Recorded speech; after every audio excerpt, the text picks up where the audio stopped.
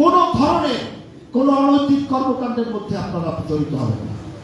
সুস্পষ্ট নির্দেশনায় 1 ইঞ্চি ছাড় কাউকে দেওয়া হবে না।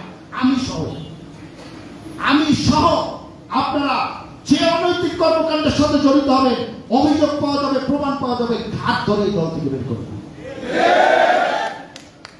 1 ইঞ্চি ছাড় কাউকে দেওয়া হবে না।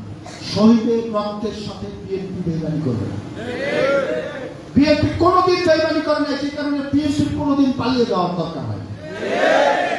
আপনার অসংখ্য সহযোদ্ধা যে আপনার পাশে ছিল, গুলি খেয়ে মরে গেছে এই অধিকার আদায়ের লড়াইয়ে, তিনি কবরে চলে গেছে, যে পঙ্গু হয়ে গেছে, তার ওই আত্মত্যাগের সাথে বিএনপি কোনোদিন বেইমানি করবে না। সুতরাং সবাই সতর্ক হবে। সবার চলাফেরা, আচার ব্যবহারের মাধ্যমে এই দলকে একটি আদর্শ দল হিসেবে গড়ে তুলবে। শেষ কথাটি বলবো, অনেকেই প্রশ্ন করতে পারে যে ভাই